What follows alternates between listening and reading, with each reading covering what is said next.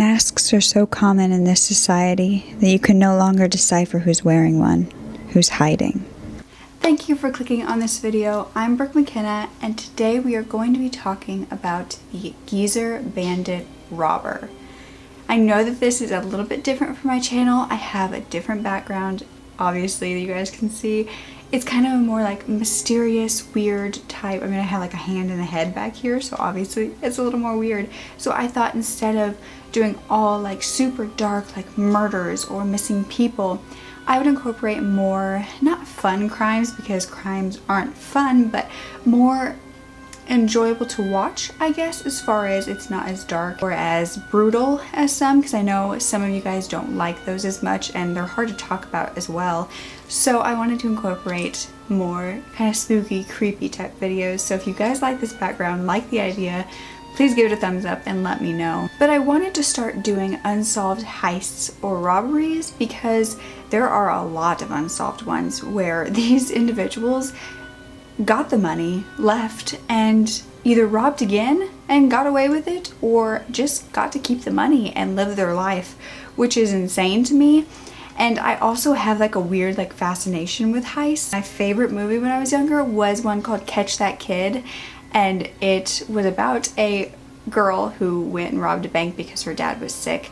But it was such a good movie, and I just went and watched Ocean's 8, and it is about a heist, and I loved it. I just think it's interesting to look into and to watch and to see how people can do that and like have the brain to do that. So an individual in the San Diego, California area robbed at least 16 banks between 2009 and 2011 and has never been caught to this day. He's known as the Geezer Bandit Robber. By the way, a quick little announcement. I am doing Suspect Summer all summer long, posting so much content like this. So if you were interested, please make sure to subscribe. Now let's get back to the story. Now these robberies all started in August 28th of 2009 when a man walked into the US Bank in Santee. This was an elderly man. He looked between 60s, 70s, between 5'10" and 6 foot, and he was a pretty average build, between 150 to 200 pounds, and he was just an old man carrying a leather briefcase. Nobody really thought much of him until he walked up to the bank teller, pulled out a revolver, pointed it at her, and handed her a note.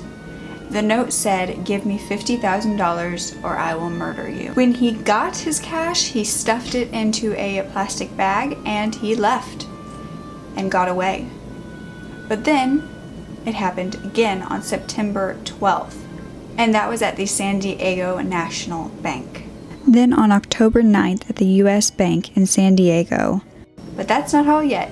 It happened again. On October 26th, it happened at the Bank of America in Rancho Santa Fe, and then it happened again. November 16th, it was at the Bank of America in La Jolla, and this was all in just a few months. So this man was up to 5 robberies within 4 months, and he was still yet to be caught. His MO never changed. He always took his handgun out with his left hand, pointed it at the teller, and slid them a note. He always wore a baseball cap, sunglasses, and several layers of clothing, which, remember, this is happening in California. That's a little weird to have several layers of clothing on you. And as these continued to happen, the tellers and the witnesses began looking closer at him and noticed that he had very wrinkled skin, age spots, he had a giant mole on his face, he had an oxygen tank with him and wore the little tube strap around his nose, and he also sometimes wore latex gloves. His looks really always stayed the same, but nobody was coming forward saying that they recognized him, even though he was all over the news with his picture from the security tapes. That is when the FBI actually got involved and coined him as the Geezer Bandit because of his old age, and offered a $15,000 reward and any information that led to catching this man. Still, nothing came of that. Nobody really came forward, and people were actually taking his side, saying that the times were rough and the economy was awful and that retirement probably wasn't treating him that well and he just needed some extra money. So they were really taking his side and not wanting to help the police, the FBI, catch him because they understood why he was doing it. So even with the $15,000 reward, no one was coming forward, and this led the police to kind of theorize why no one had seen this man before. But they didn't have enough evidence quite yet, and the robberies continued. So this serial robber was still on the loose, and if he made any New Year's resolutions to make himself a better man, they were broken by January 27th of 2010, when he robbed the San Diego National Bank. Then on April 20th, he moved on to the California Bank and Trust in Vista. This was the 7th robbery, but this led to the biggest break in this case. So at the California Bank and Trust, the teller, after this man had robbed her, was being interrogated by the police. She said that the man's hands looked very weird. They looked like hands, but they almost didn't look real if you looked close enough. And that's when the theory from before that I was talking about, that the FBI were kind of exploring, really came more into a possibility, because they thought maybe why this man hadn't been caught yet is because he's not really old. He's not who he says or who he appears to be. So this made it even more challenging in a way, but gave them a little more information than they had before. Then he robbed the U.S. Bank in Vista on April 30th, then the Bank of America in Santee on May 11th. Then he went on June 7th to rob the U.S. Bank in Poway, then June 25th at the Bank of America in Timilua. Then robbery number 12 was on November 12th at Bank of America in Bakersfield. These were all happening while the FBI was really trying to search and find a way to find a man that was hiding behind a mask, or find a person that was hiding behind this mask. How were they supposed to find someone when they had absolutely no idea what they looked like? Some people really thought that it was a good idea that this man wasn't who he said he was, who he appeared to be. Some people really disagreed and said that he was going to be found looking just like his photo on the security tape when they did find him. A man named William Redder, who was the head of the FBI's robbery department for 18 years, completely disagreed with the theory of it being any sort of disguise. He said that there was no way, because it was so consistent, that it could just be a disguise. But still, they had to do something because he continued to rob. That's when they brought in a local makeup artist named Doris Lou Jensen. She looked at the security footage and she claimed that it all was a charade. His entire appearance was false. Her evidence to back this up was that looking closer at his hands, they looked very puffy, very unnatural. His skin on his face, really, the aging process looked so much older than the rest of his body, and it kind of didn't match at all.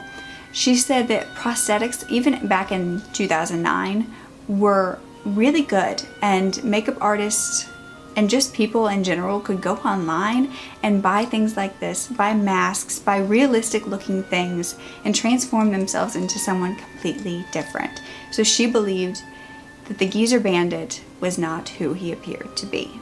So skipping over the whole month of December, for the second year in a row, he did not rob in December.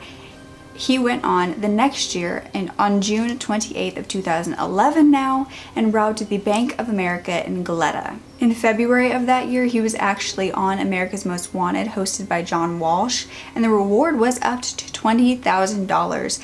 But even with all of that exposure from that TV show, still nothing. No one had any idea who this person was, or nobody wanted to come forward about it. Then nearly 2 months later, on May 27th, he robbed again at Heritage Oaks Bank in Mono Bay. Then nearly 4 months went by and nobody saw this man. Nobody was robbed by him, and they were all breathing a sigh of relief. Maybe this person stopped. But then he came back on September 30th at a Wells Fargo. The next robbery happened December 2nd at a bank in St. Louis Obispo, and this is when the Geezer Bandit didn't get as lucky as he normally did.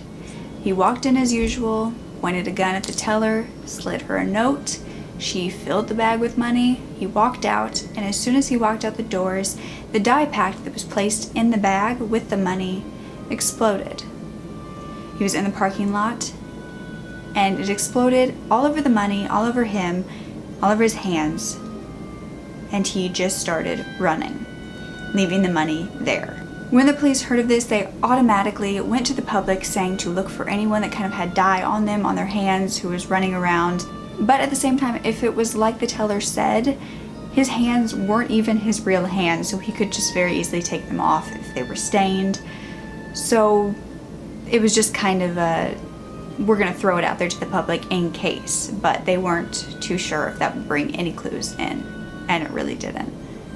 But what the Geezer Bandit didn't realize is that he had left something else at the scene. Not just his money, but his planner. They took his planner for forensic analysis to test it for any DNA, and I could not find anywhere that it has been released to the public as far as if they found anything, but I really don't think that they did.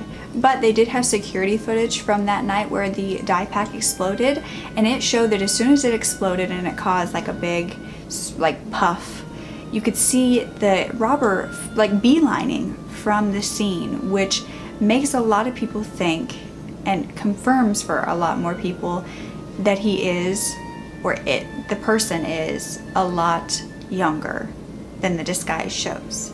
And I'll actually link a video down below of that happening that I found online. I don't want to put it in here in case of copyright strike, but I'll link it below for you guys. The officers in San Luis Obispo actually really took over the case and decided to look more into the disguise. They found a mask company, which would sell old disguises and just masked silicone disguises, and they actually found one called the Elder, and it had the face of an older man and the arm sleeves and hands of an older man. This looked a lot like the Geezer Bandit. They got a search warrant, and they actually looked through all of the people that could have possibly bought this. I don't think that they found anything in that either. This whole set cost $810, which is an insane amount of money for a face mask and some hands. But if you think about it, the Geezer Bandit made thousands of dollars. Not saying you should do it, by the way. Just saying that's crazy how he bought an $800 mask and got thousands. When asked about if they found anything at this mask company, an FBI agent said very little, but said they've achieved the same objectives. I don't know what that really means, but the Geezer Bandit never robbed again. Either he got too scared after the dye pack exploded, or he changed masks and disguises and started robbing looking like someone else or looking like the real person underneath. We don't know, but the Geezer Bandit in that disguise was never seen again and was never arrested for the crimes. Now, like I said before, the public didn't really blame the old man for robbing the banks, but even after finding that the old man was possibly not old at all, the public still kind of idolized him and would make Facebook pages supporting him. They would actually make shirts that said, "Geezer Bandit is my name, getting away is my game." And people really almost looked up to him in a weird way. He also inspired many more copycats of his same MO, and there was actually a 70-year-old man in 2015 that robbed a bank, but the FBI quickly realized that he was far too short and not the right build to be him, and he was dubbed a copycat. In 2016, a man showed up at the San Marcos Chase Bank and tried to rob the bank just like the Geezer Bandit had. He had a gun, he had a note, he got out of there, no problem at all, but an employee actually got his license plate number, and he was caught 15 minutes later because he used his real car. He was an 81-year-old man named Michael Lehman. Now, this guy was of similar build, and he actually retired in 2000 in the San Diego area, which was 9 years before the robberies started, which has a lot of similarities to the actual Geezer Bandit, but for some reason he is not believed by the FBI to be the real Geezer Bandit. Now, the FBI actually looked closely at the movements, the body movements of the other robbers in the area and just other robbers in general, to see if any of them matched how the Geezer Bandit walked. because obviously this person was a master of disguise, so they could have very easily put on a different mask, but they also very easily could have changed their walk. So they didn't really find anything, and the trail kind of went dark after that. The $20,000 reward is still being given to anyone that can give information leading to the arrest and conviction of the Geezer Bandit. You can call the FBI at 858-565-1255. So this is where some of the theories come into play. What do you think happened to the Geezer Bandit? Do you think he was a he? Do you think he was old? Who do you think was under that mask?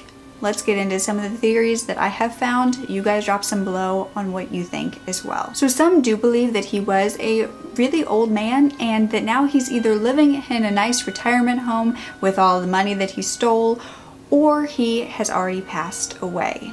Or that the robber is just lying low because they're smart and they know that they messed up big time last time, and if they mess up again they will be caught, which is a good possibility if they're smart enough to get away with so many robberies. I mean, you'd know when to stop. But also the FBI is very adamant that robbers don't stop until they're caught, so they think that this person is still out there robbing, looking like something else. Now, while researching this case, some things that I saw and kind of what stuck out to me is that I really felt like this person under the mask was a woman. First, because of the demand note. I feel like, yes, it's a way to conceal your voice no matter who you are, but if you were a man under the mask, you could very easily make yourself sound just like a little bit older, a little bit more rough. But if you're a woman trying to pretend to be a man and trying to pretend to be an old man, that would be a little more difficult. Now, the gloves could also be a sign of male or female being younger, but it would be especially for a female, because we obviously have, in some cases, more delicate hands, more painted fingernails, more done up, you know. Some men like to have rough hands, but some keep them nice. But overall, they kind of have a different look, so that could be a reason why. I don't know, I feel like I don't want to like gender stereotype with my theory at all. I just feel like it wasn't really talked about that much that it could have been a woman under there, and I think that it's a good possibility. I mean, I don't see many men carrying around a planner with them, and women are, you know, I do see women, I carry around a planner, but obviously there are men out there that carry planners, so you can't really say, you know, it's definitely a woman. I just think that that theory needed to be thrown in here because I didn't see it a lot on the internet when I was searching. But I do believe that this wasn't as old of a person as they appeared to be, but it also could be that they wore an old mask to kind of put you off the trail. Like, it could be an old person under the old mask so that people would think to look for a younger person. And especially since we haven't caught the person, we don't know how smart they really are, and if they're still getting away with it, they're pretty dang smart. But again, you guys let me know your theories down below. Who do you think was behind the mask, and what do you think the Geezer Bandit is up to now? And please make sure to thumbs up if you like the way I present true crime and want more, because it makes me smile so hard. You guys don't even know. It's not even about the numbers. It's like a support thing, I think. And remember to subscribe for Suspect Summer if you are ready for more content, lots of content this summer, because I'm so ready to give it to you guys. Oh, that sounded kind of bad. I'm so ready to upload a lot for you guys and talk to you guys a lot more this summer. So yeah, I'll let you guys go. Bye. Yes, a mask can keep your secrets locked inside, but one wrong move and everyone will know you lied.